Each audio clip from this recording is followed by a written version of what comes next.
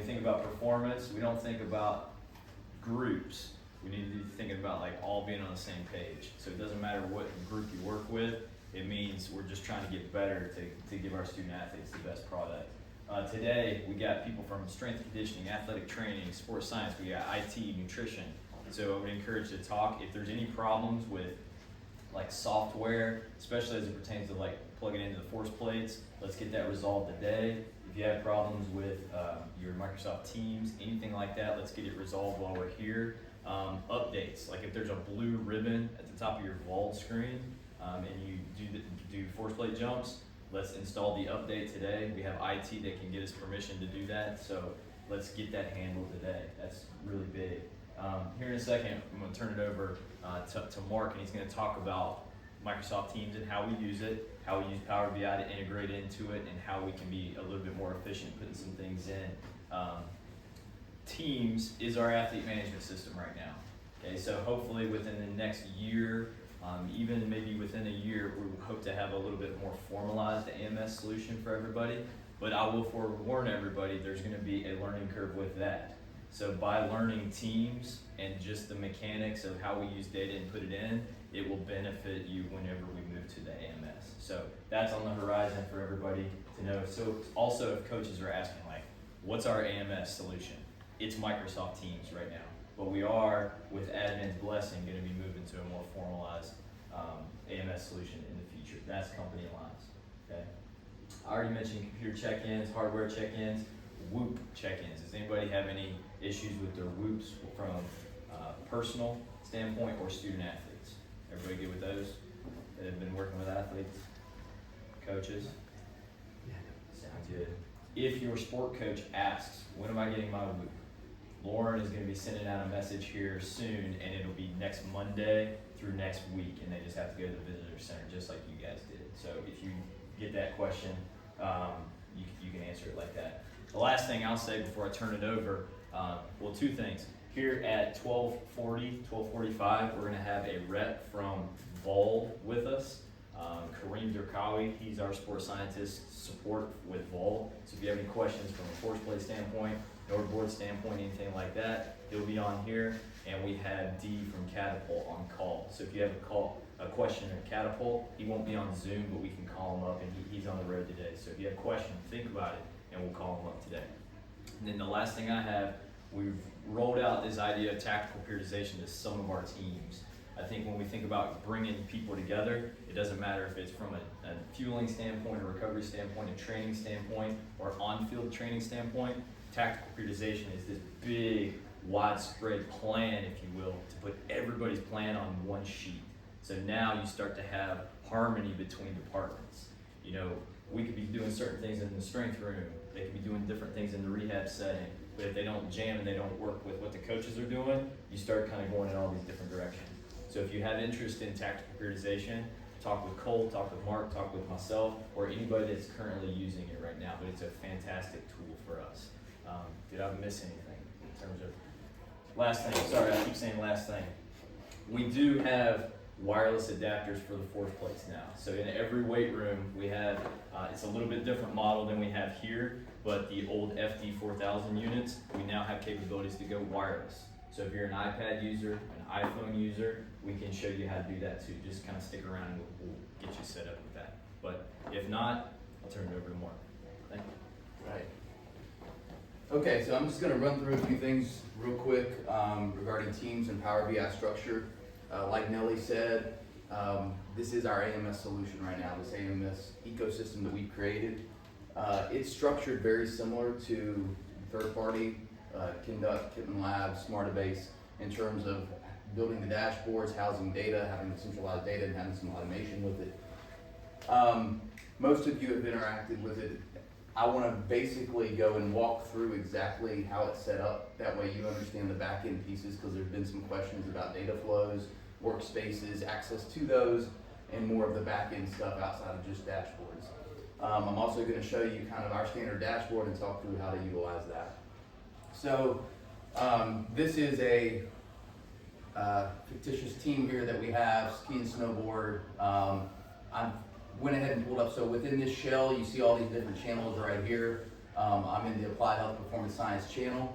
And then we have our 3 levels of involvement: learning and development, performance management, and tech and data systems. Really, these are great storage areas. So in performance management, you might have that tactical periodization calendar or weekly plan within performance management. Great place to store that, where everyone has access to it. So it's a place that if that's where your weekly structure, weekly plan is, you can put that right there in that performance management folder, and then everyone has access to it to see the weekly plan. So going into tech and data systems, this is where our master databases are. And so for each data stream that you have, there will be a folder. So for here we have Catapult, ForceDex, RP, Wellness, and in general, we can put context type data within general. So environmental stuff, if it was outdoors or indoors, temperature, any notes regarding rain, snow, anything like that. That's the type of stuff that you would put in context data within the general folder. The point is, any data stream that you have, you're going to have a folder set up, and that's going to be your master database. So all the data will be stored within that. For example, within ForceDex, okay, we have CMJ. Now, it's important that for every movement that you do, you're going to have a different master database. So this is CMJ. If you did squat jumps as well, you're going to have a squat jump database, okay? So for anything you do using ForceDex, any movement, you're going to have a different database set up. So I'm going to dive into counter movement jump data here, okay? And so this is where all your data will go. And it's very simple. So what the workflow, what will happen, say you've tested athletes, you've got a group of athletes you've tested, you go ahead, you export their data. So you go to export, and you'll have, say this is your exported data. You can just simply copy paste.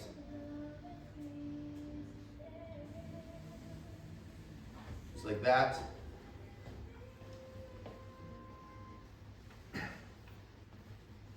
And then drop it over here within your master database, okay?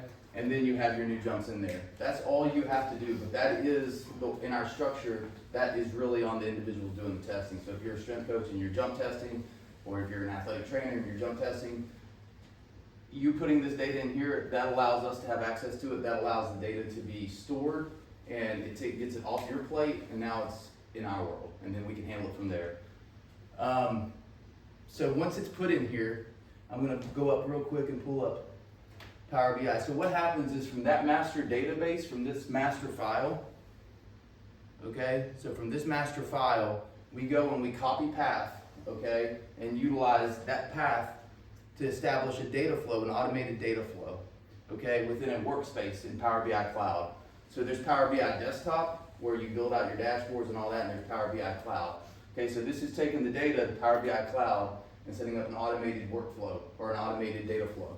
So that's able to refresh. Anytime you have jumps in there, you'll be able to refresh that. Now you can refresh manually, meaning you go in here. So I just put data in here. I can go in here and now manually refresh. You'll see right here, so there's a manual refresh happening. I just put jumps in there. I want that data to be pulled down to my dashboards. I want that data to be pulled in to analyze it. I can just go ahead and refresh it. You can also set up scheduled refreshes, okay, up to 8. And so you can set up, depending on what you do normally. When I'm working with teams, I would say mornings and evenings are generally when you're going to have practices or lift sessions going on. You might set up an 8, 9, 10. You might set up a 4, 5, 6 automatic refresh. So it'll be refreshed without you doing anything. But in this case, say for instance, if you had just jumped, you want to just go ahead and manually refresh it, you can do that and go ahead and have that data pulled down. Okay, so that's the automated data flow that gets your data pulled in. Now we're going to go to the dashboards. Okay, so this is a standard dashboard. I built this out with this fake data. So this is a standard monitoring neuromuscular status at the individual level. And what basically happens is that data flow is connected to this dashboard, okay? So this gets built out in desktop, and basically you connect that data flow to this dashboard so that when the data is pulled up, you can pull it down to this dashboard automatically and they can be refreshed and published, okay? So that way, the turnaround time is immediate. Again, just like you would in an actual third-party AMS. This workflow, this structure is identical, okay? The main difference is in the AMS, you have an API that's automatically gonna do that, so you don't have to dump the data in there. But the overall structure and everything else is the same exact way of the third-party vendor. So I think that's important to note because the talk around going to Kinduct or Kitten Labs or anything else, there's still going to be, the structure is going to be the same. It's not going to change. It's not a magic formula with a third-party vendor. I think that's important to point out because the structure is exactly the same. And so with that, so you have your dashboard built out here. You have your data pulled down. We will help design. This is a standard. I've tried to standardize all the different dashboards, individual and team level. I have one standard for chronic, looking over time, one for wellness, and all this with a very uniform structure. We can build this out, then we can formulate using Z-scores, on our chronic one using smallest worthwhile change, moderate and large changes with that as well. And so we can structure and set that up. But from the exporting data and then actually interpreting and analyzing, okay, we'll do that with you, but that's gonna be driven largely by the strength coaches and by the ATs, just like it would in this third-party idea of having this AMS. The strength coach is probably gonna be doing the testing, probably gonna be collecting the data, and then it's getting pulled up, through the API into this centralized database in the third-party vendor. We can help you establish this and build this up. This is we like to think about this as this is our stock. This is gonna be our standard that we build out all of our dashboards. If you want to go ahead and take and build out something specific or something more advanced, or you want help doing that, or learning how to build out, we're more than happy to do that. What we're trying to do is just create a standard uniform way that everyone has the base, and then from there you can do more advanced stuff yourself. You can build out things if you're interested in doing that, but we are able to build out and have stock of this is our base. Our neuromuscular status individual level is going to look like this across the board, okay? And again, then what I said is we can also help you establish these scores, a little legend to interpret that and what that would look like, as well as different things with wellness, acute chronic workload, graphing as well. But again, the goal here was to show you kind of the structure, workflow structure from data input all the way through the automated side, and then what that looks like all the way to the dashboard. Any questions? Did I miss anything? So a couple definitions, we'll just go back and I'll throw them out there. When you say third party, what does that mean? Yeah, so third party, okay, so that means external from us, so not here at Penn State. So we're gonna be getting an AMS system as Nelly alluded to. It's gonna be through a third party company. So Kinduct, Smarter Days, Kitten Labs, these are companies that you probably are familiar with or heard the names of. Third party meaning they're outside of Penn State, they're out of house, okay? This is something that we've designed here in-house, and that we have individuals on campus that can allow us a certain level of expertise because Microsoft is used at Penn State. So as we do things with this, we have individuals in-house that can help us with that. With third-party vendors, you're outside of Penn State, and so again, most of you are probably familiar with some of those companies, but those are third-party vendors. Second one is talk about the difference between the API transition and then manually putting in session data into like a calendar backbone. Yeah, so an API, so basically what happens in an API is that you're gonna have automatic data pulls from whatever your data stream is. So if it's Catapult, if it's ForceDex, whatever it is, there's gonna be an automatic pool of that data at different time periods throughout. So you're not gonna have to manually put the data in. Like when I did the example of manually copying and pasting the data over into that master database, okay, that would have not been done with an API because the API is automatically going to pull that data in, okay? That is the biggest difference between maybe what would happen with a third-party company and what we currently do. Not saying that can't currently happen under this structure because it absolutely can. It just takes a little bit more investment financially. This is a completely free solution right now, and so that's what we're utilizing it like that. Any other definitions there? Yeah, no, I just want to hit on that a little bit. So the way we have this developed and why we're encountering some things that we got to explore for the future. The way we have our current under the hood setup is, let's say we download session data from a wearable. It could be Catapult, it could be Connexon, it could be Vert, it could be any type of wearable, or we jump data. We take the data, whether it's a spreadsheet file or a group of data points, and we put it into a folder, just like we put something in a drawer. And then we have that drawer sourced to this to automatically refresh at night. Now, it works for us right now, and it's perfect, okay? A couple problems exist, is if one of these little things is not what the computer thinks it is. If this thinks it should be a decimal, and it's a comma, and it's thrown into there, and it updates, it stops. It doesn't like that. As smart as it is, it doesn't like that. So that is a manual thing that we would have to fix. So it limits your ability to go further. The second would be, when you have it stored in these drawers, anybody coming through that door, you come in and say, oh, I like that comma, I'm gonna take it with me.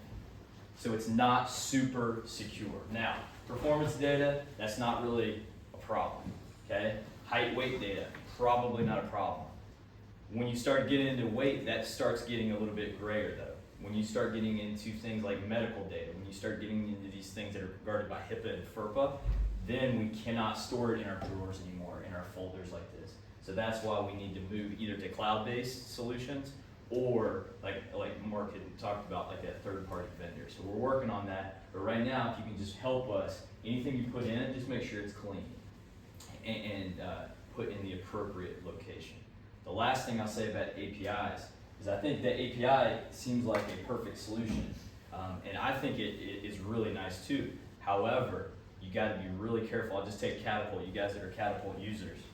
When you put and sync it to the cloud, it needs to be accurate.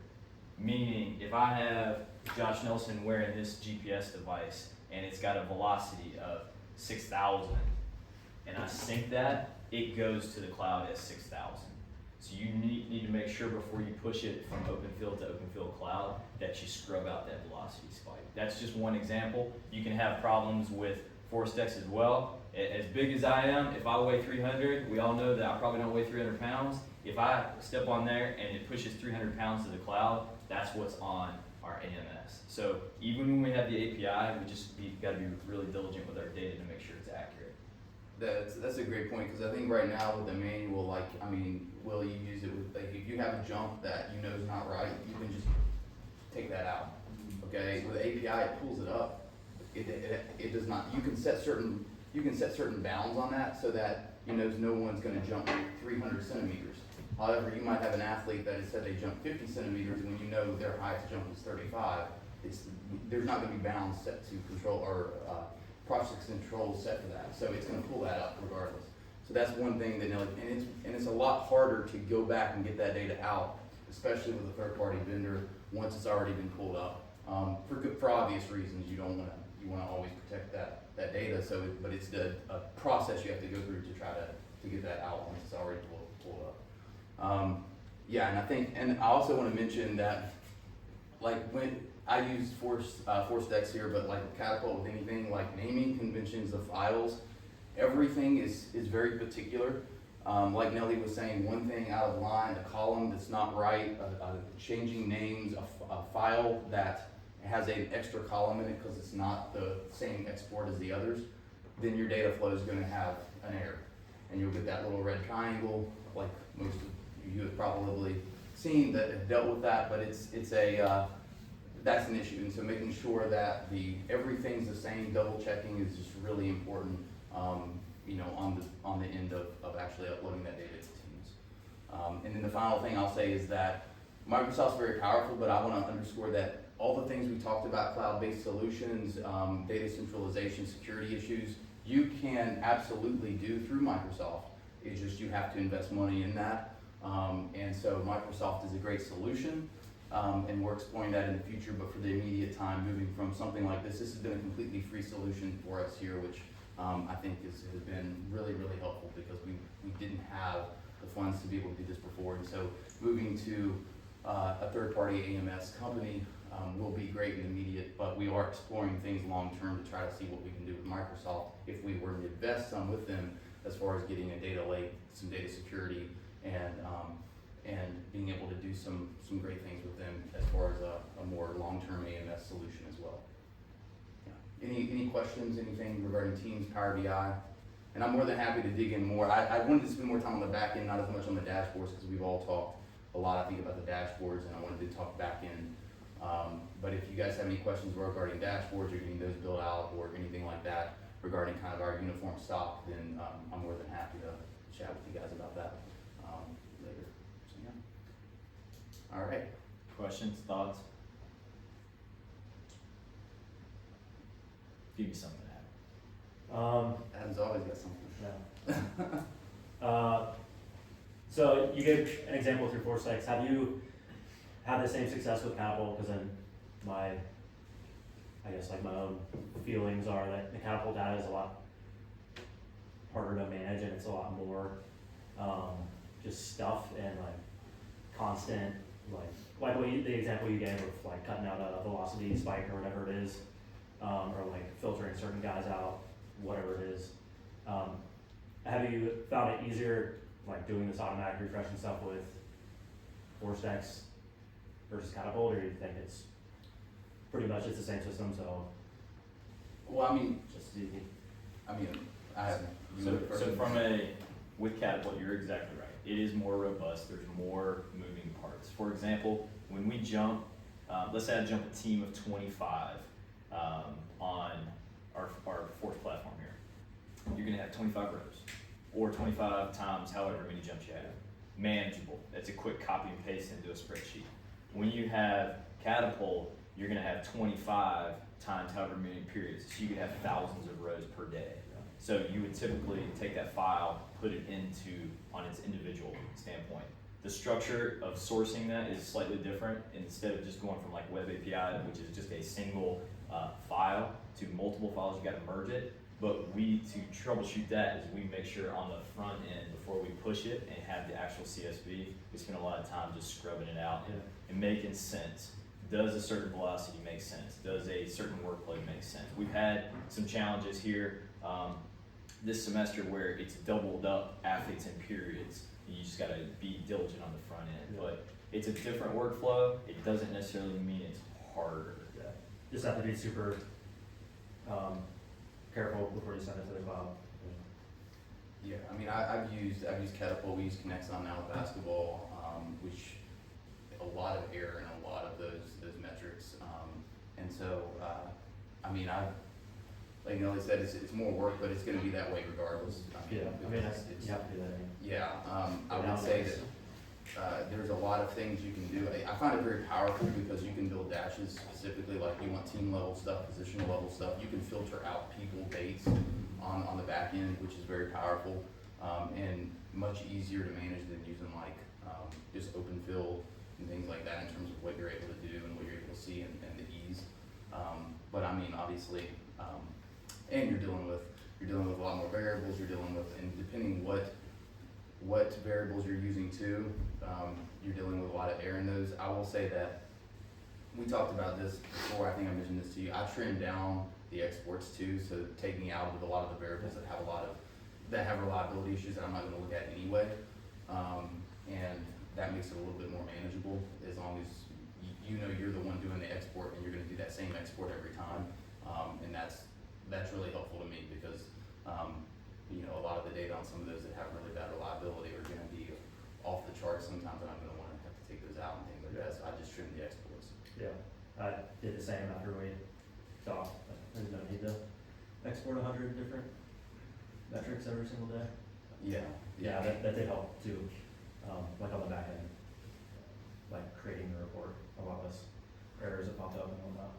And even long term, like once we're talking through like cloud-based solutions, we'll have the raw data in the data lake stored, and then we'll have the curated data pulled down and then be able to trim down the actual exports in the actual data we're dealing with while still having all the raw data protected in the data lake.